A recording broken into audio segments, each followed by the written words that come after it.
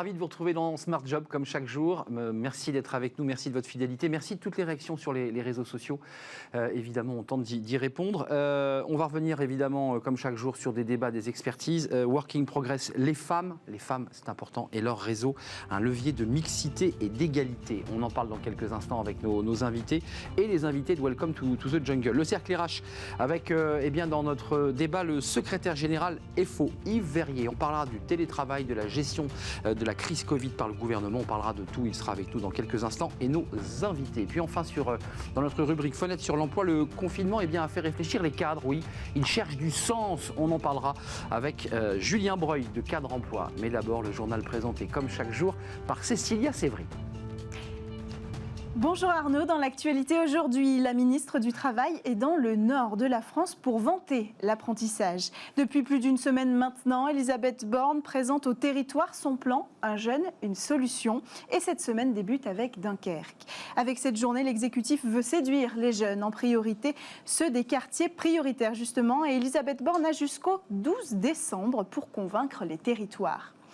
Et puis, n'ayez pas peur du télétravail, c'est le message d'Olivier Véran. Au micro de RTL hier, le ministre de la Santé encourage le télétravail dans les zones d'alerte renforcées comme Paris ou Marseille. Mais si certains groupes comme ADP ou PSA ou encore Orange généralisent le recours au télétravail, la très grande majorité des entreprises semble assez peu motivée. Seuls 10% des salariés sont en télétravail contre 1 sur 2 en mai. Enfin, trouver un CDI en 10 minutes. C'est le pari de ce dispositif. Un conteneur un peu particulier vient de se poser pour 10 mois face à la gare de Compiègne. À l'intérieur, 2 conseillers emploi vous attendent. Un accueil sans rendez-vous qui promet un entretien vidéo avec un employeur et peut-être un contrat signé, le tout en 10 minutes. Ce drive de l'emploi est piloté par Cléjob, un regroupement de 150 entreprises en recherche de candidats. Les emplois proposés sont des emplois peu ou pas qualifiés, principalement tournés vers l'aide à domicile, la restauration ou encore le bâtiment. Voilà pour les informations d'aujourd'hui, je vous laisse avec Arnaud Ardouin.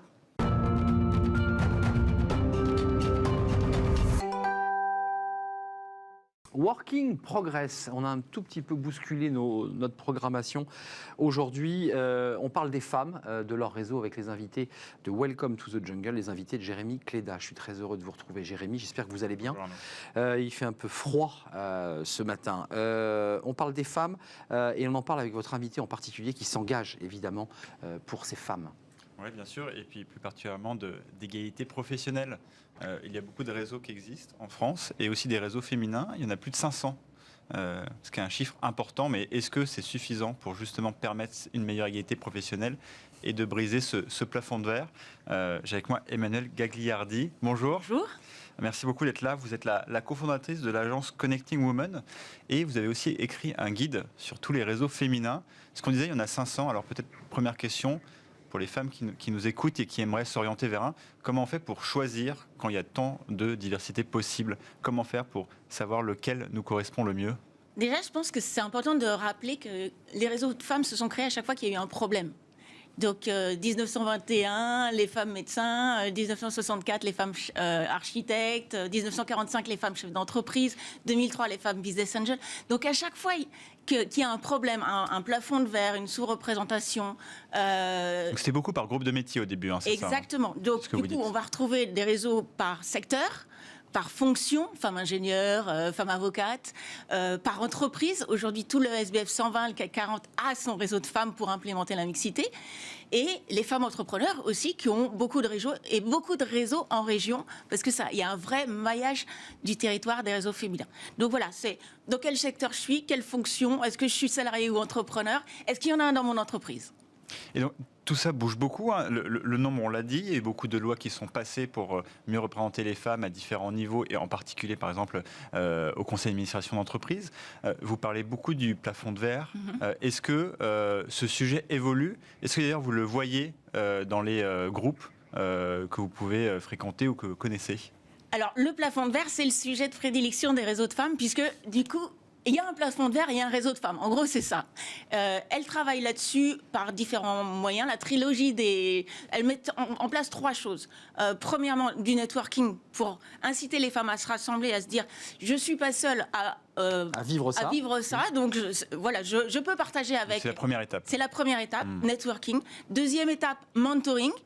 On va me proposer des rôles modèles de femmes, elles ne sont pas nombreuses, mais qui ont réussi à passer de l'autre côté. Il y a une vie de l'autre côté, oui, il y a une vie de l'autre côté.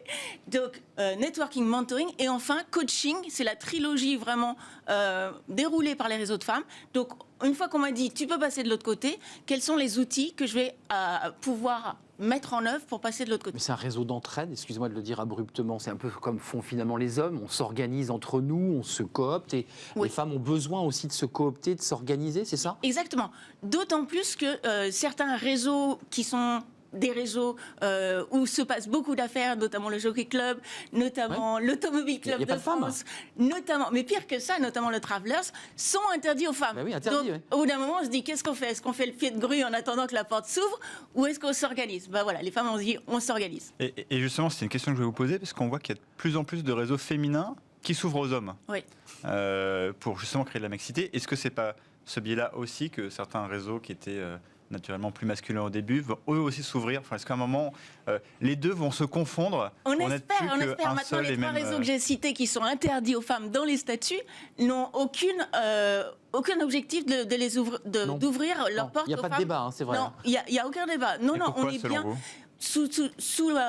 on est bien, c'est traditionnel comme ça, on est bien entre nous, donc créez vos réseaux. La voiture, c'est les hommes, voilà. Exactement, on est vraiment dans les stéréotypes. Alors les femmes, elles s'ouvrent aux hommes, ce qui est bien stratégiquement, parce que s'ouvrir aux hommes, c'est déjà prendre en compte que la mixité, ça se fait à 2. Et ensuite, elles s'ouvrent aussi aux hommes dans leur board, dans leur conseil de surveillance, dans ces réseaux-là. Et donc, du coup, ça fait des avocats de la mixité, souvent haut placés, et c'est très bien pour la visibilité, pour l'influence, pour le lobbying qu'on a à faire autour de ce sujet. Juste, qu'est-ce qu'il faut aux femmes pour, que vous le disiez tout à l'heure, il y a un monde de l'autre côté, pour celles qui passent de l'autre côté. Quelles sont les qualités qu'il faut avoir pour passer de l'autre côté ? Alors, il y a des qualités. Comprendre les codes. Ça, c'est le premier truc qu'apprennent les réseaux, c'est voilà, la nice girl, la bonne élève. On n'est plus en cours, quoi. Maintenant, c'est le monde de l'entreprise. Ton CV, ça suffit plus pour monter. Il faut un bon réseau. Il faut comprendre les codes. Il faut comprendre l'intelligence politique.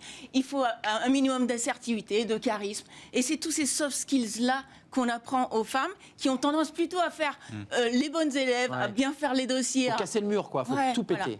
Voilà. Faut vraiment travailler ces soft skills pour passer de l'autre côté. Et justement, souvent, on a besoin de représentation pour s'inspirer, etc. Vous parlez de rôle modèle. Il en manque. D'ailleurs, souvent, quand on voit des rôles modèles féminins, ils sont plutôt... on en a quelques-uns en France, mais souvent, ils sont étrangers. Comment faire aussi pour casser ça ? Parce que moi, j'imagine, d'ailleurs, on en parlait récemment, Sheryl Sandberg, par exemple, un exemple classique. Parfois, on peut se dire, c'est un peu loin de nous, ce genre d'exemple. On manque de rôle modèle parce que les femmes ne sont pas assez visibles, en fait. Donc, c'est ça qui... Et il y a une autre chose, c'est que remplacer des hommes blancs ayant fait les mêmes écoles, ayant eu le même parcours, pensant les mêmes choses par des femmes blanches avec les mêmes schémas de pensée, ça n'a aucun intérêt. D'accord ? Donc il faut aussi des rôles modèles et c'est ça aussi qu'on va un peu chercher dans les femmes, c'est des rôles modèles diversifiés, des rôles modèles avec des nouvelles idées, d'innovation. Pourquoi on aime aussi solliciter les réseaux de femmes ? Parce que ce sont des groupes minoritaires, les groupes minoritaires sont force d'innovation. Donc c'est pour ça aussi qu'on va les solliciter. De même qu'on va solliciter les jeunes, les femmes et les jeunes. Donc les rôles modèles, oui, mais des rôles modèles nouveaux, diversifiés, pas dans le même moule que les rôles modèles masculins. Et c'est aussi une question que je vais vous poser, parce que souvent, quand on parle de ça, quand on interroge des personnes, elles disent, en fait, le sujet, in fine, dans ces réseaux, c'est pas tant la parité, parce qu'on connaît le problème, c'est la mixité sociale, et c'est le fond, la diversité. Finalement, on commence par ce biais-là, puis vous ouvrez des portes qui sont bien plus larges. Exactement. Et c'est pour ça qu'il y a des ponts à faire aussi. Et c'est pour ça qu'il y a des responsables diversité qui s'occupent effectivement de faire monter des femmes, de faire monter des minorités issues d'autres diversités. Donc il y a des ponts à faire entre les politiques RH. Mais ce qui est important aussi, c'est que ce sujet-là de la mixité, ce ne soit pas simplement un sujet RH. On a des études maintenant dans le monde entier qui montrent que, notamment en 2008, pendant la crise, les entreprises qui s'en sont le mieux sorties sont les entreprises dans lesquelles il y avait les équipes les plus mixtes. Donc c'est sur ça qu'on doit s'appuyer. C'est le cas toujours aujourd'hui. Ça ne doit pas être un sujet purement RH, on va changer des pions par d'autres pions. Ça n'a aucun intérêt. Et avec la crise d'aujourd'hui alors, parce que 2008 c'est une crise financière, on va dire on était tous relativement également touchés. Beaucoup de gens disent que la crise de cette année a provoqué une régression, on va dire, la cause féminine pour plein de raisons qu'on connaît. Est-ce que c'est aussi quelque chose qui est débattu dans ces réseaux ? Les conditions de télétravail, pour être précis, pour certaines femmes, par exemple, ont été terribles. Oui, parce que les femmes ont aussi été moins visibles, justement, sur qu'est-ce qu'elles avaient apporté comme idée innovante, parce qu'elles étaient, elles étaient en train de travailler, quoi. Elles étaient au charbon, et elles ont été moins visibles. Et c'est souvent, c'est le même reproche qu'on fait. Si vous voulez passer de l'autre côté, il faut apprendre cette visibilité. Et si on veut considérer que la mixité ne soit pas un sujet RH, il faut vraiment insister sur et montrer ces chiffres qui indiquent qu'effectivement les entreprises les plus performantes et celles qui sont les plus innovantes sont des entreprises mixtes. Donc c'est ces chiffres-là qu'on doit montrer. Excusez-moi d'y revenir, on a vu dans une étude à NDRH que la rupture en fait, entre les hommes et les femmes, c'était au premier enfant. C'est-à-dire qu'il y a déjà une rupture, une cassure de carrière, et c'est là où le salaire des hommes progresse plus vite, parce qu'il y a un arrêt. Comment elles font, ces femmes qui se destinent à diriger des grandes entreprises, à prendre le pouvoir et à décider? Elles font des sacrifices ou elles arrivent à concilier les deux? Alors malheureusement, il y en a beaucoup qui disent non. Il y en a beaucoup qui disent non. On dit que les femmes ne sont pas ambitieuses, mais en fait, non. C'est-à-dire que quand elles regardent tout ce qui va autour du job, en disant, bon voilà, j'ai plus de week-end, j'ai plus de soirée, j'ai plus de vacances, il y en a beaucoup qui préfèrent se dire, moi je veux juste le job en dessous, où je n'aurai pas de stress. Ouais, c'est ça. Non, mais c'est un réel problème. Théoriquement, on devrait tous faire ça. Hein. C'est un réel problème. Mais pourquoi? Mais en même temps, qu'est-ce qu'elle challenge? Elle challenge des vrais modèles de société. Ouais, elle challenge la flexibilité, comme on l'a vu. Les hommes non plus sont pas contents. Ils n'ont pas le choix parce qu'ils ont l'habitude, donc ils sont pliés aux normes et aux lois. Mais ils sont pas contents. Donc le travail qu'on fait nous en disant on veut plus de temps de flexibilité, on veut plus, voilà, le congé parental là qui vient de s'allonger. Bah voilà, là on est dans le sens d'une vraie progression. Parce que les hommes ne parlent pas, mais eux, s'occuper plus de leurs enfants, ça leur va aussi. Donc c'est vrai que c'est un vrai problème, c'est vrai qu'il y a une vraie organisation logistique derrière, monumentale pour les femmes, parce que ce sont toujours elles l'ordinateur du foyer, et qu'il y en a beaucoup qui refusent et qui, du coup, restent en N-2 alors qu'elles pourraient très bien accéder à des postes de direction. Merci Emmanuelle Gagliardi, vous êtes la cofondatrice de l'agence Connecting Women. Et puis ce mouvement hashtag, je trouve très fort, pulvériser le plafond de verre, c'est le mot que vous utilisez. Jérémy, on reste ensemble. Merci d'être venu nous rendre visite. On continue avec Travailler demain et on reste sur le même sujet, vous allez voir. Travailler demain avec Jérémy Cléda, son invité. On reste dans le même thème, parce là, on parlait de ce plafond de verre pour des postes de PDG, de CEO, on l'évoquait il y a quelques instants. Puis il y a aussi tous ceux qui créent leurs entreprises, qui ont envie d'être des entrepreneuses. Oui, exactement. Je pense que là, on est au cœur du sujet, en s'attaquant peut-être à une partie en fait des personnes concernées. On est avec Nadège Onderka. Bonjour. Bonjour. Bonjour. Vous êtes la présidente de Les Premières. Oui. Alors, moi, je me souviens de vous avoir connu à l'époque, ça s'appelait Les Pionnières, il me semble, hein, c'est oui, ça? Oui, tout à fait. Les Pionnières, au départ, ça a été lancé en 2005 par Frédéric Clavel. C'est devenu en fait le réseau Les Premières, donc un réseau en fait d'incubateurs qui accompagne les femmes entrepreneurs qui veulent créer en fait leur entreprise. C'est ça, donc je crois que vous êtes le premier réseau. Hein. Tout à fait. Vous avez des incubateurs et des pépinières un peu partout en France. Donc vous accompagnez ces créatrices d'entreprises. Comment ça fonctionne concrètement? Je suis créatrice d'entreprise, en tout cas j'ai envie de l'être. Je viens chez vous. Comment je peux être aidé, être accompagné? Surtout quand j'ai par exemple peu de réseaux, j'ai une bonne idée, mais je ne sais pas forcément comment la transformer en un projet viable d'entreprise. Alors il faut savoir qu'on est présent en fait sur tout le territoire déjà au niveau métropolitain, ultramarin. On a ouvert l'année dernière un nouvel incubateur, qui est le premier incubateur féminin en Guadeloupe. On a également une présence au Luxembourg et une ouverture prochaine au niveau du Congo. Pour créer son entreprise, surtout, il faut s'entourer. Donc, on dit aux femmes, n'hésitez pas, osez demander, osez venir, osez frapper à la porte des différents réseaux. Nous accompagnons en fait les femmes avec des formations aux différents stades en fait de la création de l'entreprise. Donc il y a la partie anté-création avec une formule qui s'appelle Start, c'est 2 jours pour en fait valider sa posture d'entrepreneur et le projet. Est-ce que le projet tient la route, basiquement? Exactement. Voilà, Exactement. Et est-ce que il y a évidemment plein d'incubateurs, il y en a énormément, et depuis en plus 5-6 ans où en plus les startups et les créations d'entreprises sont un peu plus à la mode, c'est vrai, il y en a beaucoup. D'ailleurs, moi-même, je suis passé par ce type de structure à l'époque. Est-ce qu'il y a une spécificité dans votre réseau à ce que ça soit destiné aux femmes? Est-ce qu'il y a une différence dans ce que vous leur apprenez, ce que vous leur communiquez par rapport à des incubateurs, on va dire, plus classiques ou plus généralistes?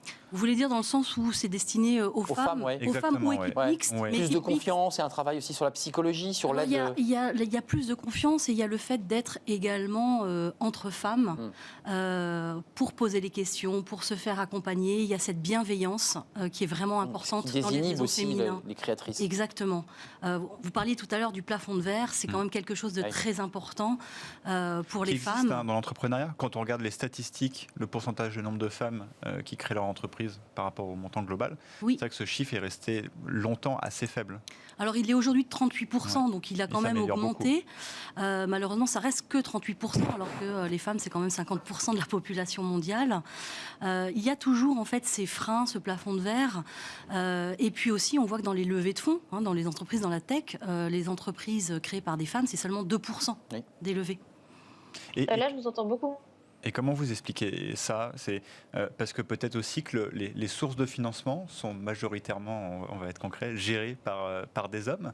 Et est-ce qu'il y a aussi tous les parties prenantes qu'il faut éduquer à ces sujets? L'écosystème de la création. Aussi peut-être un peu renouvelé. Sujet sensible d'ailleurs. Effectivement, ça reste structurel puisqu'on voit qu'à pitch égal sur un pitch similaire, les investisseurs vont davantage faire confiance à des hommes. Donc vous avez fait le test, vous avez pris un homme, vous avez pris une femme, ils ont le même Malheureusement. pitch, les mêmes mots. Ben, c'est l'homme qui est favorisé. Un pitch similaire, oui, il y a cette confiance supplémentaire accordée aux hommes. Et comment alors, justement, parce qu'on sait que le financement, c'est une partie critique pour la plupart des entreprises pour se développer, comment vous pouvez les accompagner sur ce sujet précis pour changer un peu cette statistique un peu terrible, là, vous le citiez de 2% qui est très faible. Comment on peut faire pour améliorer ça progressivement? Alors, il y a 2 choses. Il y a accompagner la créatrice d'entreprise dans la façon de se présenter, dans son pitch, dans son business plan, dans toute la partie création de l'entreprise, mais ensuite développement de l'entreprise, parce qu'on a parlé tout à l'heure du programme Start. Il y a aussi le programme Go. Go, c'est je me lance, j'y vais. Et là, je suis suivie par des professionnels sur une durée de 6 mois. Oui. C'est quelque chose qui est très personnalisé en fonction de la femme en tant que telle et du projet. Maintenant, il va falloir aussi, on doit travailler sur la partie structurelle, c'est-à-dire les fonds d'investissement, les banques, pour avoir cet accueil, j'allais dire à la fois bienveillant, mais objectif. Merci Nadège. Merci Nadège Onderka. Vous êtes la présidente de Les Premières, après avoir créé Les Pionnières. Vaste réseau, l'un des plus puissants, réseau français métropolitain et ultramarin. Merci d'être venu pour ces femmes qui veulent créer leur entreprise. J'ai appris qu'à pitch égal, on favorisait les hommes. Donc il faut vraiment continuer à exister. Merci d'être venu sur le plateau. Merci. À Jérémy Cléda. Bien sûr, welcome to the jungle. On se retrouve non pas demain, parce que ce sera évidemment votre collaborateur Mathieu Amaret qui sera avec nous. On poursuit nos programmes. On nous a un peu bouleversés parce que vous savez, le numérique c'est formidable, mais c'est formidable quand ça marche. Tout de suite, c'est bien dans son job. Et nous serons avec Lise Le Borgne dans quelques instants. Restez avec nous.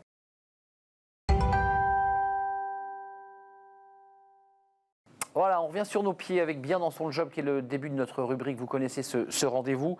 Bien dans son job, ça peut être le coaching, des conseils pratiques, des conseils RH, mais aussi des conseils juridiques. Nous sommes avec Lise Le Borgne, avocate au barreau de Paris. Vous la connaissez, elle est déjà venue plusieurs fois dans notre émission. Elle est avec nous en visio, spécialiste en droit du travail. Lise, merci d'être avec nous. On a réussi à se connecter. Vous avez vu, c'est magique quand même la technologie, mais c'est parfois capricieux. En effet. On parle d'un sujet évidemment dans le contexte de ce que nous avons vécu vendredi, de ce rapport entre le religieux, la religion, son exercice et l'entreprise. Ça, c'est un sujet sur lequel les avocats, évidemment, ont parfois plaidé des dossiers. D'abord, est-ce que vous pouvez nous expliquer les règles claires que l'on fixe en entreprise sur le religieux dans l'entreprise ? Alors, le religieux dans l'entreprise, il n'est pas interdit. Souvent, on a tendance à croire l'État est laïque. En France, nous sommes un État laïque, donc la religion n'a pas sa place. C'est faux. C'est vrai dans le service public. Dans le service public, il y a le principe de laïcité, c'est l'article 1er de la Constitution. En revanche, dans une entreprise privée, on a le droit d'avoir une religion et aussi on a le droit de manifester sa religion. C'est vraiment le principe. Ensuite, il y a des tempéraments qui ont été apportés au fil du temps par la jurisprudence ou par la loi, justement pour venir tempérer ce principe et ne pas heurter les autres libertés des autres salariés qui, eux, n'ont pas de religion. Alors, il y a quand même des devoirs et des droits. Quelles sont les restrictions apportées par le droit, justement, en matière, je dirais, de pratique ou de sa pratique religieuse ? Les derniers débats, pour les situer, pour les rendre d'actualité, un homme n'a pas voulu serrer une main à une femme, un homme a voulu faire sa prière à l'intérieur de l'entreprise. Ce sont des affaires qui ont été très médiatisées. Quels sont les cadres légaux en la matière ? Alors, effectivement, vous avez les 3 principaux faits religieux, ce sont le fait de vouloir faire sa prière en entreprise, de ne pas vouloir obéir à une femme ou travailler avec une femme, ou encore le jeûne en entreprise. Par exemple, aujourd'hui, un jour de Kippour. Alors, vous avez un principe qui a été institué par la loi travail en 2016 qui concerne principalement la manifestation esthétique, physique de la religion, c'est-à-dire tout ce qui est port de signes religieux en entreprise. Désormais, vous pouvez introduire une clause de neutralité dans votre règlement intérieur. Ça, c'est la loi de 2016. Ça veut dire que selon les conséquences sur le fonctionnement de l'entreprise, vous pouvez négocier avec vos représentants du personnel une clause de neutralité pour interdire ou au moins tempérer le port de signes religieux dans l'entreprise, notamment le voile ou la barbe. C'est ce qui est le plus souvent maintenant le signe qui pose le plus de problèmes. Ça se conjugue au masculin. Avant, c'était le voile. Maintenant, on a beaucoup de jurisprudence sur le port de la barbe en entreprise. Alors justement, Lise Le Borgne, cette question de la barbe a posé des difficultés parce que la barbe est autorisée. On peut avoir une barbe de 3 jours. La question est de savoir quelle est quoi ? La taille de la barbe, qui pourrait être un signe ostentatoire d'une appartenance au salafisme, pour le dire simplement ? Alors justement, effectivement, surtout dans une époque de mode de la barbe, vous avez eu une affaire devant le Conseil d'État en février dernier où là c'était un agent public qui avait une barbe. On lui a reproché un signe ostentatoire de sa religion. Sauf que lui n'a jamais reconnu que c'était lié à une religion quelconque. Et donc ce que le Conseil d'État a rappelé, c'est que la barbe en soi, ce n'est pas un signe nécessairement de religion. Donc on ne peut pas interdire, même dans le service public, le port d'une barbe. En revanche, vous avez eu le même dossier, la même affaire à peu près devant la Cour de cassation en juillet dernier, où là vous étiez dans le service privé avec un salarié qui avait une barbe très longue. On lui a demandé de la tailler et là encore, la Cour de cassation a jugé qu'il fallait que l'employeur démontre pourquoi il fallait tailler cette barbe et comment il aurait fallu la tailler pour que ce soit moins un signe de religion. Donc pour l'instant, en fait, sur la barbe, vous avez vraiment l'idée que ça reste l'expression d'une liberté et qu'on ne peut pas l'interdire. Oui, donc ça reste extrêmement complexe cette question de la barbe, évidemment pour des questions de taille, d'esthétisme et de mode. Un dernier mot, Lise, avant de nous quitter, cette question du jeûne. Associé à certaines religions, comment l'employeur doit se comporter, quelles sont ses règles ? Alors vous avez la HALD qui est l'ancêtre du défenseur des droits qui avait préconisé, notamment pendant le Ramadan, de diminuer les horaires et puis éventuellement de faire un rattrapage les autres jours, ce qui peut être notamment le cas un jour de Kippour. En revanche, ce qui est sûr, c'est que l'employeur garde son obligation de sécurité, c'est-à-dire que lui, il est garant de la sécurité à la fois du salarié qui fait le jeûne, mais aussi des autres salariés. Et donc, si il est démontré que le fait d'être en jeûne peut mettre en danger le salarié ou les autres, eh bien l'employeur peut adapter les horaires, voire procéder à une adaptation du poste. C'est surtout le cas pour les conducteurs. On préconise évidemment de ne pas conduire les jours de jeûne ou tout simplement de reporter un jour de travail, de s'organiser avec les jours de congé. Voilà, l'employeur n'est pas obligé de donner un jour de congé pendant le jeûne, mais en revanche, il peut y avoir pour le bon fonctionnement de l'entreprise des pratiques qui consistent à accorder à certaines religions, à tour de rôle, des jours de congé privilégiés. Donc c'est à l'entreprise de s'adapter, ou en tout cas de s'harmoniser avec les salariés concernés. Merci Lise, merci d'être venue avec nous en visio. Vous reviendrez après en vrai, en plateau, enfin j'espère. Quand je serai plus qu'à contact. La semaine Exactement, prochaine, avec voilà. plaisir. Vous nous avez tout dit, le fameux cas contact. Merci, avocate au barreau de Paris et puis spécialiste sur ces questions droit du travail. Merci de nous avoir éclairé sur cette question. Tout de suite, c'est le cercle RH. On fait une courte pause. On s'intéresse au télétravail, à la crise Covid. Et avec nous, Yves Verrier, c'est le secrétaire général de FO. Il est avec nous, avec d'autres invités. On va l'interroger. On va tout lui demander. Restez avec nous.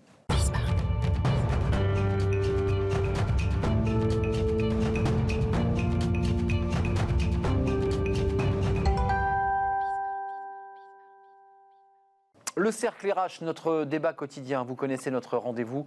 Je vous présente mes invités. On va parler du télétravail. On va parler évidemment de cette période difficile, cette nouvelle période de crise sanitaire avec des rumeurs de reconfinement. On va en parler évidemment. Et puis c'est aussi la gestion de cette crise Covid par le gouvernement. Beaucoup de sujets sur la table, comme on dit. Yves Verrier est avec nous. Merci d'avoir fait un détour par le plateau de Smart Job, secrétaire général de la Confédération générale de FO, non pas de la CGT. Je ne sais pas pourquoi j'ai écrit la CGT. C'est la Confédération Générale du Travail, Oui. Force ouvrière. Force ouvrière, vous voyez, je l'avais dit en entier.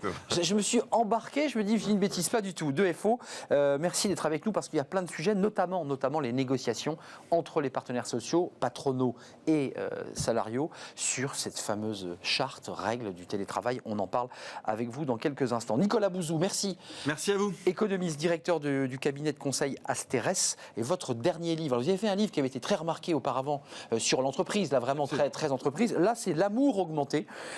Nos enfants et nos amours au XXIe siècle, édition de l'Observatoire. Vous démarrez par une simple anecdote. Ça démarre tout simplement, on est au restaurant avec des vieux amis de collège. Et puis on se regarde tous, on a tous pris 30 ans à peu près. Et vous dites, voilà, on a le panel d'une société qui a complètement été bouleversée. Certains sont restés mariés, c'était votre cas, vous le racontez dans le livre. Votre autre amie, votre peut-être ex-petite amie, elle est mariée, puis tous les autres ont été traversés par des divorces, des rencontres grâce à Internet. Donc c'est cet amour augmenté. Puis vous allez beaucoup plus loin puisqu'il est question de PMA, de GPA, des sujets très sensible. On va en parler. Et d'ailleurs, ça fait écho avec le débat qu'on va avoir. Le télétravail, le numérique qui modifie évidemment notre rapport au travail. Puis nous serons en webcam avec un invité. Alors, Romain Rostagna, il est le cofondateur et PDG du Club Employé. C'est une structure, vous êtes des jeunes créateurs, créés en 2017, qui s'est beaucoup investi sur la santé au travail pendant la période de confinement, qui est un autre sujet puisqu'on parle de burn-out. D'abord, Yves Verrier, un mot avant de parler de télétravail, parce qu'on est dans l'actualité. Il y a des sons de cloche différents. On a Jean Castex qui dit la porte est ouverte sur un potentiel reconfinement, il l'a dit il y a quelques jours. Olivier Véran qui réagit à Esther Duflo pour resituer cette prix Nobel d'économie qui dit qu'il faut faire du confinement préventif dans l'hypothèse qu'on ait une période de Noël plus ouverte sur le plan de la consommation. Et puis Elisabeth Borne, là, dans le Nord, à Dunkerque, qui dit bah oui, effectivement, cette question du reconfinement est sur la table. Qu'est-ce que vous en pensez, vous, d'abord de ces pas de deux et de ces inquiétudes? J'imagine que ça vous inquiète et que ça inquiète les salariés. C'est démonstratif, en tout cas pour le moment, que du côté des pouvoirs publics, on ne maîtrise pas bien l'évolution de l'épidémie pour des raisons que moi je ne commande pas. Je ne suis pas médecin, je ne suis pas virologue, épidémiologiste, donc je n'ai pas d'avis en tant qu'organisation syndicale là-dessus. Nous, ce qui nous importe, c'est à la fois, premièrement, la santé, et en particulier de la population, mais des salariés, quand ils vont et quand ils travaillent, donc qui ne doit pas être mis en péril. Ça, c'est, j'ai envie de dire, le combat de tous les jours. C'était vrai avant, c'était encore plus vrai aujourd'hui. Le problème, c'est qu'on est dans une configuration plus massive, donc qui a posé ce problème, qui a conduit à ce que, faute d'être en capacité de protéger la santé du risque de contracter l'épidémie, parce qu'il n'y avait pas de masque dans un premier temps, parce qu'il n'y avait pas suffisamment de gel. Vous êtes critique là sur ce plateau, vous dites la gestion gouvernementale de ce Covid, je la trouve un peu, quoi, vous la situeriez comment? Hésitante, chaotique? À l'évidence, il y a eu des injonctions contradictoires, des atermoiements, des hésitations, mais qui tiennent peut-être aussi à ce que, scientifiquement, on ne maîtrise pas exactement ce qu'il en est aujourd'hui. Donc, le confinement a été la solution au mois de mars pour arrêter et on en reparle. la propagation de l'épidémie. Si on devait en arriver là, ce serait dramatique parce qu'on le sait que, les salariés n'ont pas du tout envie d'être confinés, ils préfèrent aller au travail, mais en sécurité. La question, c'est de ne pas y aller avec la peur au ventre. Mais donc, il y a cet enjeu-là du quotidien, j'ai envie de dire, le lien social. Et puis notre économie. Et puis, il y a l'enjeu de l'économie et donc du devenir de l'économie, de l'activité, des emplois demain. Donc, personne n'en a envie. Maintenant, personne n'a envie que les plus vulnérables, les plus fragiles soient touchés et touchés gravement. Donc voilà, on est dans cette tension. Nous avons contesté le fait que depuis longtemps, on n'écoutait pas ce que nous disions en termes de moyens sur les secteurs de la santé, les hôpitaux, le nombre de lits. On a trop fermé de lits, on l'a dit assez. Lits de réanimation, le matériel médical. On s'est aperçu qu'on était dépendant de production à l'étranger. Ça ferme encore, d'ailleurs, j'ai lu. Y compris, oui, ça continue. C'est là qu'est le problème. Donc, mais cela étant, comme je l'ai dit il n'y a pas très longtemps, même s'il y avait beaucoup de lits et suffisamment de lits, je n'ai pas du tout envie, et j'imagine que personne n'a envie d'être hospitalisé, et encore moins d'être en réanimation, même s'il y a de la place. Nicolas Bouzou, parce qu'on va traiter de ce télétravail qui impacte assez directement votre pensée sur votre livre, mais cette gestion et cette espèce de, depuis une semaine, depuis les propos de Jean Castex, l'idée qu'on nous préparerait un nouveau reconfinement avec des ministres qui disent c'est ouvert, c'est possible, avec des confinements qui ne disent pas leur nom dans certaines villes, Marseille en particulier, et des manifestations, vous avez vu aux Invalides, de cafetiers, de restaurateurs, qui pour la première fois, c'est incroyable, se manifestent, disent mais attendez, nous, on refuse, on conteste, c'est incroyable. Non, c'est pas incroyable du tout, parce que nos amis restaurateurs, alors ceux qui sont à Aix et Marseille sont dans une situation catastrophique et les autres sont très inquiets, mais de façon plus générale, moi je critique pas la gestion sanitaire et économique du gouvernement depuis le début, parce que je ne suis pas médecin non plus, et surtout on fait face, le plus grand spécialiste au monde du Covid-19 travaille dessus depuis moins d'1 an, donc je crois qu'il faut quand même avoir en tête qu'on est dans quelque chose de très nouveau. Sur la gestion économique, je trouve que depuis le début de la crise, elle a été tout à fait remarquable, excellente. Je pense que la France est peut-être même le pays qui gère le mieux du point de vue économique cette crise. Mais j'ai du point de vue économique. Du point de vue économique. Non, mais d'accord. Sur le point de vue sanitaire. Soutien aux entreprises, PGE, chômage partiel, voilà. Tout ça est formidable et la France est le pays qui protège le plus au monde ses salariés et ses entreprises.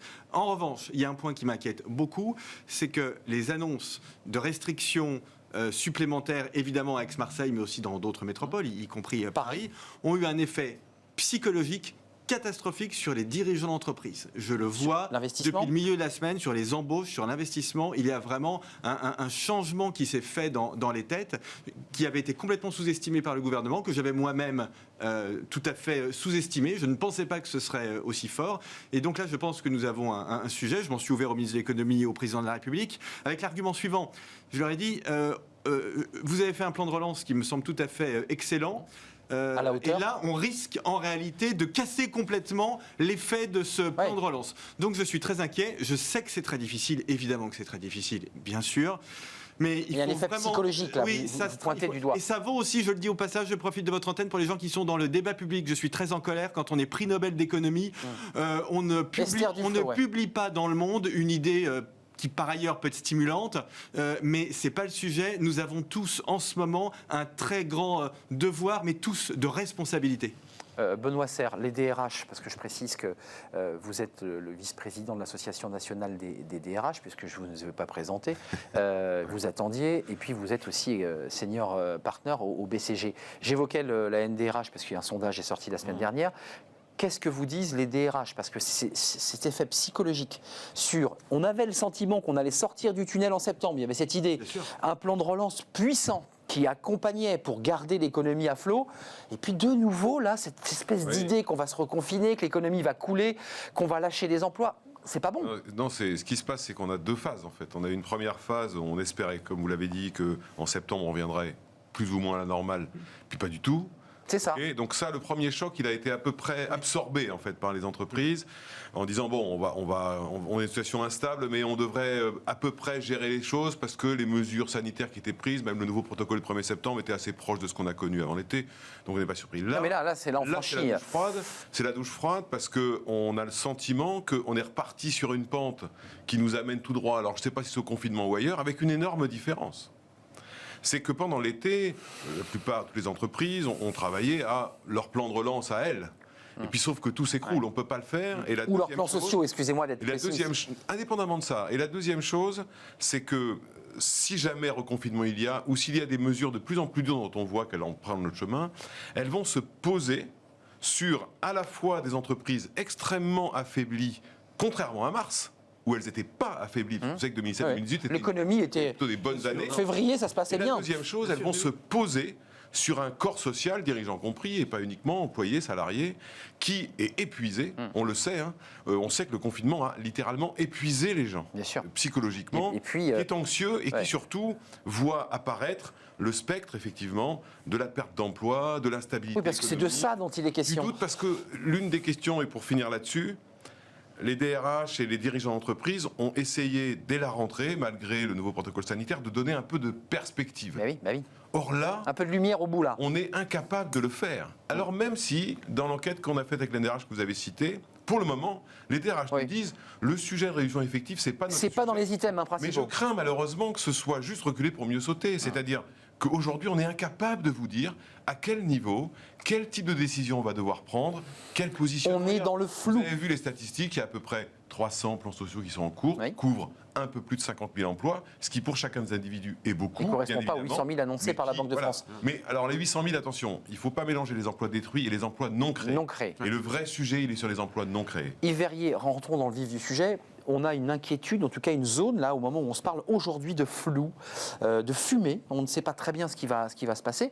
Et puis, vous avez des négociations engagées depuis avant l'été sur le télétravail. Olivier Véran dit aujourd'hui encore accentuer le télétravail, nécessaire, utile, très bon pour la santé des collaborateurs. Vous en êtes où de votre négociation? Parce qu'avant l'été, le MEDEF disait, alors hors de question d'ouvrir une ANI, enfin un accord interprofessionnel. Et puis en septembre, le 11 septembre, ils ont dit finalement on va ouvrir cette négociation, on va avancer. Vous en êtes où? On n'arrive pas à savoir. Qu'est-ce qui se dit dans ces face-à-face syndicaux? La question du télétravail, elle était posée avant le confinement et la mise à travailler à domicile, parce qu'on a dit du télétravail, mais brutalement, on a mis des millions de salariés à travailler à domicile sans que les choses n'aient été préparées. Ce qui ne correspond pas à l'idée qu'on se fait et qu'on se faisait du télétravail. Jusqu'à maintenant, il y avait 10 à 15% maximum de salariés qui, à un moment ou un autre, travaillaient en télétravail.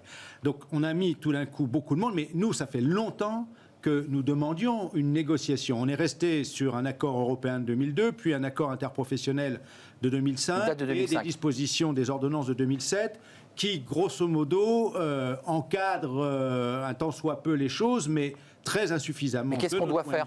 Qu'est-ce qu'on doit faire pour... Nous craignons, c'est pour ça que nous avons accéléré, nous, FO, l'idée de négocier sur le plan national et interprofessionnel avec les employeurs. Ce que nous craignons, c'est que dans le contexte du confinement ou de l'épidémie, que pour le gouvernement, les pouvoirs publics, c'est une des mesures à côté du confinement qui, vous dites, Monsieur Véran dit, c'est bon pour la santé, mais c'est bon pour la santé au sens de se protéger du risque de contracter l'épidémie. Dans le contexte dans lequel il parle. Par contre, si ça n'est pas organisé, encadré et protégé et sécurisé pour les salariés, nous, les retours que nous avons, c'est que ça a ouvert, certes, pour un certain nombre... Vous allez énerver les DRH, parce que moi, ils viennent sur le plateau, ils disent on a tout fait. Ça a aussi généré beaucoup de conséquences d'ordre psychologique, d'inquiétude sur l'emploi. Donc, nous, ce que nous voulions, c'est éviter qu'on donne systématiquement la main au gouvernement pour qu'il décide de façon unilatérale. Et redonner aux partenaires sociaux. Que nous, on reprenne la main.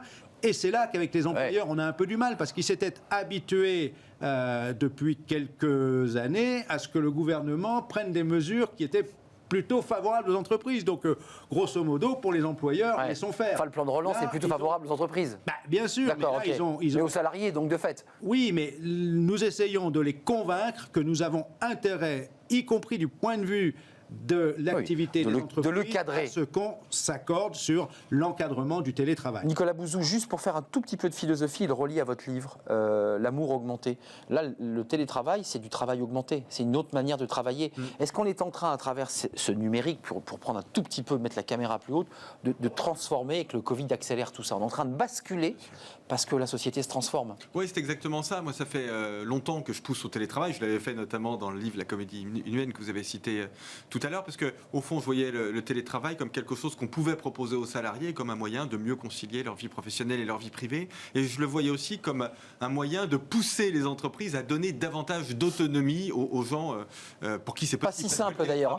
Bien sûr, et le télétravail n'est pas possible pour tout le monde. On a appris deux choses avec la crise, avec ce télétravail forcé. On a appris d'une part que le télétravail c'était formidable, mais que ça devait rester limité dans le temps, y compris dans la semaine. Alors on peut aller assez loin, on peut aller jusqu'à 2 jours, 2 jours et demi. L'hybridation. Mais évidemment, une hybridation, il faut les deux. Moi, je l'ai vu dans mon entreprise. Les gens, ils ont adoré le télétravail, mais ils avaient tellement envie de revenir au bureau. Et ouais, c'était parler, discuter. Mais bien sûr, de se voir, etc. Donc ça, c'est la première chose. La deuxième chose, c'est que le télétravail, ça nécessite, et ça, c'est pour vous, ça nécessite un management qui est adapté au télétravail et pour être désagréable pour une fois avec les entreprises, ça nécessite un management de très grande qualité, un management basé sur le leadership, là, il y a sur un la sujet, conscience. hein. Ouais. Et nous n'allons pas nous mentir, il y a en France, bien sûr, un sujet de management. Pas de qualité du management. Voilà. Excusez-moi pour être abrupt, pas le chef Haillon, quoi. Pas celui qui passe son temps à... Toujours, l'autorité, c'est formidable, à Auguerre, tirer les gens vers le haut. L'autoritarisme, c'est nul, c'est tirer les gens vers le bas. Malheureusement, il y a parfois plus d'autoritarisme que d'autorité. Vous allez répondre, juste quand même préciser que ce sondage à NDRH qui a été très commenté dans les médias, que vous avez porté d'ailleurs dans les médias, indiquait, et ça c'est pour Yves Verrier et les syndicats en général, vous dites comme Elisabeth Borne, il faut accélérer, les négociations c'est long, on perd beaucoup de temps, on n'a pas le temps d'avoir des négociations qui traînent sur des sujets. C'est un des thèmes de la NDRH. Et vous avez Yves Verrier, le secrétaire général des Faux. Ça tombe bien. Yves Verrier, j'ai déjà eu la chance de le rencontrer. Donc mais vous connaissez. Non, plusieurs choses sur le télétravail. La première, c'est qu'aujourd'hui, il y a des centaines d'entreprises qui se sont lancées dans ce mouvement parce que cette crise ne révèle rien, elle accélère un certain nombre de choses, dont le télétravail. Le deuxième point, et je rejoins Nicolas Bouzou là-dessus, pour l'observer, parce que j'ai la chance d'être à un endroit où je peux observer beaucoup d'accords, et j'ai rencontré quasiment tous les DRH qui sont en train de négocier des accords, les petites et les grandes. Le cas de PSA est un cas très particulier. Ils étaient partis en full remote, c'est-à-dire ils étaient partis à... Ils reviennent un peu d'ailleurs. Tous les autres, et c'est là où je rejoins le sujet de l'accord national interprofessionnel qui est demandé, tous les autres sont en train de négocier des accords de télétravail qui prévoient le volontariat, qui prévoient la réversibilité, qui prévoient que c'est de l'hybridation, etc., etc. Puis le troisième point, qui est très important, c'est que ce télétravail ou ce développement du télétravail, il s'accompagne de manière quasi systématique de 2 autres projets dans l'entreprise en même temps, qui sont la transformation managériale, parce que la conscience qui fait écho. Que le management à distance, le management de télétravail n'est pas le même, notamment en distinguant les activités individuelles et les activités collectives. Donc premier projet qui va avec la transformation managériale. Donc des formations pour les managers. Deuxième projet qui monte très très fort et que j'ai vu absolument partout, c'est la transformation immobilière. Un grand sujet très important, ça va être quelle est la place, quelle est la configuration, quel est le rôle du site du bureau demain. C'est ça. Je pense que si ces 3 éléments-là sont réunis, alors le développement du travail sera réussi. Quant à l'affaire de l'accord national interprofessionnel, j'ai vu que le MEDEF avait un tout petit peu évolué, il a avancé, en indiquant qu'il souhaitait éventuellement une négociation. Mais non prescriptif et non normatif. C'est ça. Je ne vous cache pas que, comme pour les DRH, il n'y a rien de pire que ce qui est ni prescriptif ni normatif, parce que du coup, mais la crainte que nous avons, et on l'a exprimé très franchement dès le début, c'était de dire attention, il y a un mouvement qui est lancé. Nous savons qu'en France, on est assez en retard dans la culture du télétravail. Il ne faudrait pas que certains, à qui le télétravail fait peur, certains dirigeants en particulier, prennent cette raison d'une négociation nationale pour freiner d'un coup et arrêter un mouvement qui est lancé. C'est un peu ça notre crainte. Voilà. Mais juste pour boucler, parce que j'avais une ou deux questions un petit peu plus philosophiques, parce que ceux qui nous regardent veulent savoir aussi vers quoi on va, sur quel chemin on marche. Et vous êtes des acteurs, avec une parole écoutée. Mais sur cette question du télétravail, si ce n'est qu'un accord non obligatoire, qu'on peut lire mais qu'on n'est pas obligé de faire, ça sert à quoi de se rencontrer tous les 15 jours pour dire on fait un accord si finalement cet accord n'est pas obligatoire, pour le dire abruptement? Je paraphrase Benoît Serre. Notre objectif n'est pas d'aller vers un accord qui ne dirait rien. Oui, mais on y va. Du tout. On va voir. Mais quand j'entends, si vous me dites que la ministre nous dit accélérer les négociations, vous prenez trop de temps, oui d'accord, mais il faudrait aussi que là, le gouvernement soit cohérent, parce qu'en novembre, à l'automne 2017, l'été 2017, les ordonnances travail, c'était tout en bas dans l'entreprise, et plus rien au niveau national interprofessionnel. C'est la logique du président de la République. C'est ce qu'il avait écrit dans son... les partenaires sociaux sont revenus dans le jeu, là. Bon, Et maintenant, on nous dit, vous n'allez pas assez vite. Oui, mais comme on a mis dans la tête des employeurs que c'était bien mieux de laisser faire le gouvernement, il ne faut pas s'étonner ensuite que les employeurs soient un peu dubitatifs. Tout au patron. Donc, nous avons l'intention d'aller vers un accord. On va faire le maximum pour y aller. Parce qu'il faut faire attention. Vous disiez à l'instant l'impact des dispositions qui ont été prises sur les entreprises qui concernent essentiellement cafés, restaurants. Oui, mais l'impact du télétravail ou du confinement sur les cafés, restaurants, il est massif. Et une grosse part de l'activité des hôtels, enfin, moins des hôtels, mais surtout cafés, restaurants, a été diminuée du fait, notamment, du télétravail. Et ça continue en ce moment. Bon, donc, je ne dis pas qu'il faut retourner au travail, sur son lieu de travail, avec 1 heure de transport en commun, parce qu'on va aller autant. Ouais, c'est ce que disent les salariés. Hein.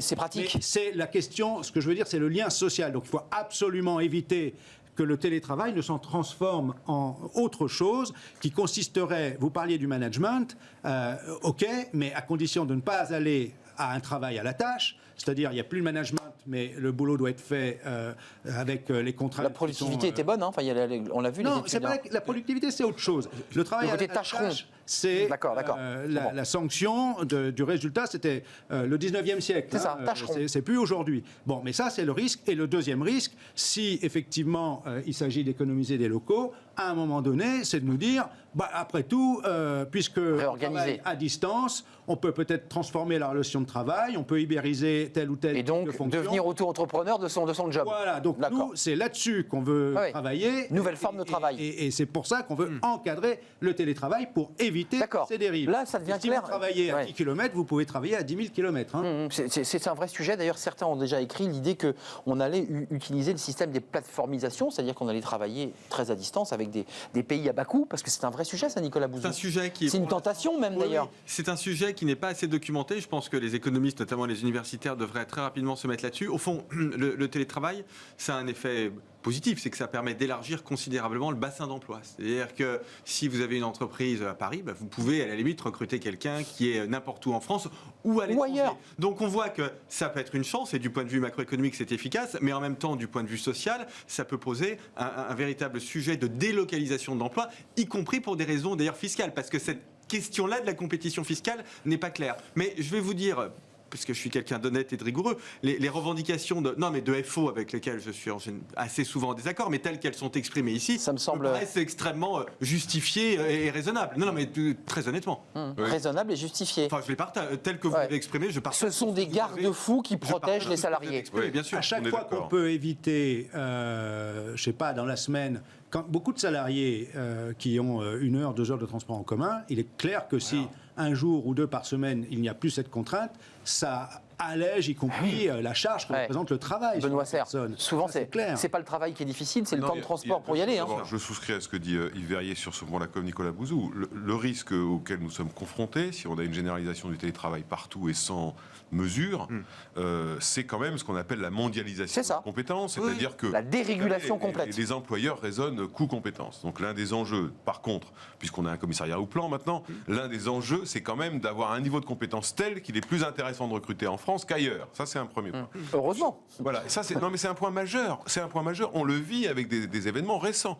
On est décalé par rapport aux attentes de compétences, et ça, c'est une politique publique fondamentale. Le deuxième point par rapport à cela, c'est qu'effectivement, l'hybridation du télétravail, elle est fondamentale pour éviter ce type de dérive. Après, je pense aussi, et c'est peut-être un sujet dont vous êtes déjà saisi, certainement les organisations syndicales, moi, ce qui m'inquiète, c'est la création de l'inéquité de traitement à l'intérieur de l'entreprise entre ceux qui peuvent et ceux qui peuvent pas, qui ferait réapparaître une sorte de col blanc, col bleu d'une nouvelle génération. Vous évoquez le dynamisme. Le numérique à 2 vitesses. On est en plein dedans. Et moi, je pousse, et beaucoup de DRH le font, et je le dis, comme vous le savez, à plusieurs reprises, lorsque vous entrez dans une négociation de télétravail, négociez en même temps l'amélioration des conditions de travail de ceux qui ne peuvent y recourir. C'est exactement, on cite PSA, c'est exactement... Vous êtes d'accord aujourd'hui, là, c'est bien. Hein, qui est en train de passer un accord double, avec d'un côté le télétravail et de l'autre côté bien-être au travail. Nicolas, ça me paraît un point fondamental pour l'unité, la cohérence et donc la cohésion des organisations. Je suis en train d'oublier notre ami qui est en visio, mais on le réinvitera, rassurez-vous, vous viendrez même en plateau nous parler de vos actions, mais la densité du débat est très très riche.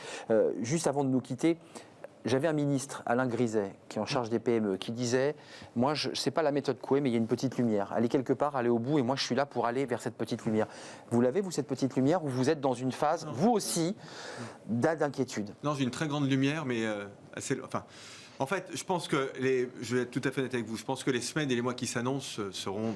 en réalité parmi les plus difficiles que notre pays a traversé. Ça, c'est Bruno Le Maire, depuis 45 ans. Ouais. Non, depuis, voilà. Bien avant, d'accord. Oui, je pense que là... Mais les prochaines semaines et les prochains mois.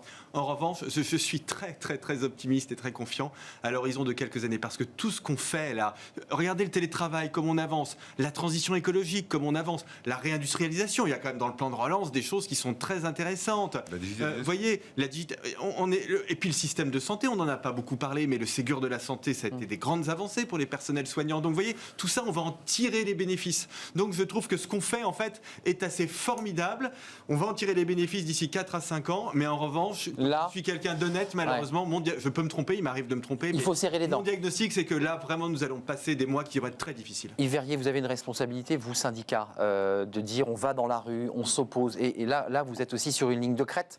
Est-ce qu'il faut une solidarité face à cette crise majeure? Non, le syndicat, c'est pas on va dans la rue. Le syndicat, c'est pas on va dans la rue quand on n'est pas écouté et pas entendu. Mais alors, si possible, je prolonge ma phrase. On espère pouvoir l'éviter, c'est-à-dire être entendu avant de devoir aller dans la rue. C'est en tout cas comme ça que Force ouvrière se... J'avais peu de temps, donc je... Non, mais ce que je voulais dire à l'instant, c'est que on vient, vous avez raison, attention de ne pas distinguer télétravail et... à deux vitesses. Moi, je pense on s'est tout d'un coup aperçu qu'il y avait des métiers complètement invisibilisés, qu'on a dit essentiels. Vous venez de parler du secteur de la santé, cela n'était pas invisible, mais insuffisamment considéré. La grande distribution. Il y a toute la chaîne de l'approvisionnement, tout ce qui a tourné sans s'arrêter. Routier, et tous caissière. ces métiers-là sont en bas de l'échelle des salaires, des types de contrats de travail, souvent à temps partiel, contrats précaires. Et ça, c'est un des points sur lesquels, à la fois, nous, on ne va pas lâcher. Et deux, je pense que la relance doit aussi s'appuyer sur ces métiers qui ne sont pas délocalisables. Il faut qu'on les repositionne dans l'échelle des valeurs, qu'on les remette en haut. Ce sont des métiers qui sont au service des personnes, au service de la population en général. Et donc, je pense qu'il y a aussi à développer ce type d'emploi, notamment en lien avec la question du grand âge, par exemple. Donc, je pense qu'il y a une part de la relance. Il y a la question industrielle. Vous revenez sur la question de la revalorisation de certains métiers. Très inquiétant. Mais il y a effectivement ces emplois-là qu'il faut repositionner, revaloriser et s'appuyer dessus, les développer. Je pense que c'est une source de bien-être de la société en général. Et pour ces salariés, c'est essentiel. L'offre et la demande. Merci Nicolas Bouzou, économiste, cabinet Asterès, L'amour augmenté. Lisez ce livre, c'est à l'Observatoire. C'est une vision scientifique et aussi très sociologique parce que ça vous traverse, parce que vous êtes traversé par cette histoire. Et on est aussi embarqué dans cette façon de rencontrer, d'aimer, un peu comme le télétravail percute notre manière de travailler. Eh bien, on aime différemment et vous le racontez dans ce livre qui vient de sortir. Benoît Serre, merci. Vous reviendrez évidemment vice-président de l'ANDRH. C'était un plaisir. Et Yves Verrier, merci d'être venu sur le plateau. Vous revenez évidemment quand vous le souhaitez parce que évidemment dans les mois qui viennent, les choses vont être un peu difficiles et compliquées. On aimerait bien avoir votre point de vue, votre regard avant d'aller dans la rue, évidemment. Tout de suite, c'est Fenêtre sur l'emploi et on parle des cadres. Les cadres, évidemment, qui réfléchissent, qui cogitent. C'est tout de suite.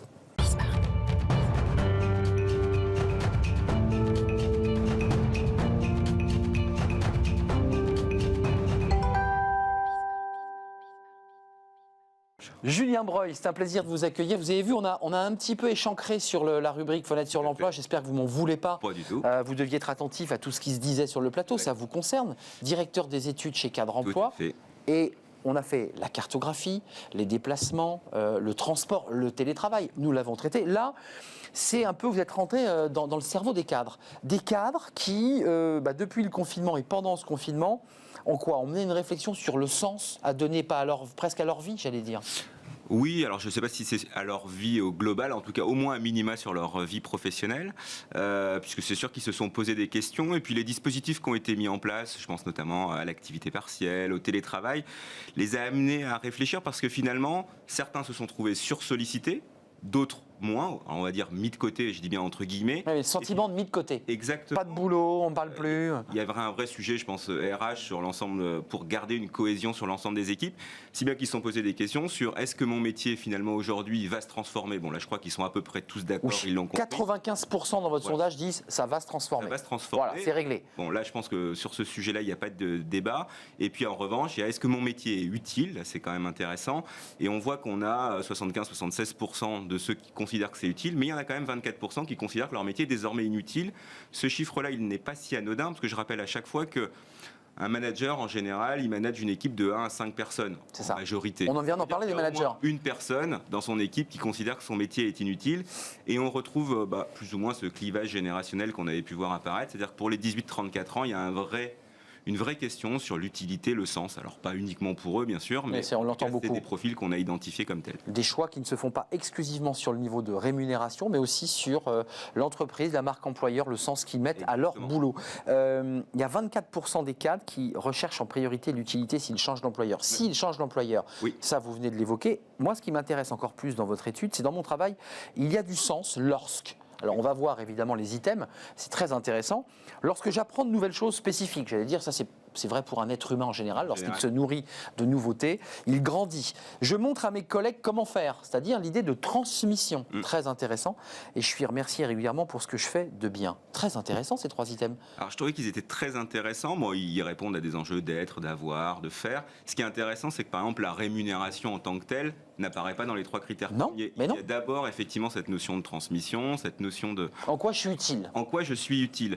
Alors c'est vrai qu'on peut penser que le sens au travail est avant tout une démarche individuelle. On s'aperçoit aussi, si on regarde en filigrane autour de ces 3 items, c'est pas uniquement individuel. Bien sûr qu'il y a le sens que j'ai dans mon métier, le sens que j'ai par rapport à l'entreprise et par rapport à la société, mais quelque part il y a aussi une démarche collective et je dirais presque managériale, puisque le manager a un impact à un moment donné pour transmettre le sens dans l'entreprise et le sens des... Et Verrier, vous en pensez quoi de cette étude des cadres ? Moi, j'ai même envie de dire, les cadres intermédiaires, les managers sont inquiets aujourd'hui.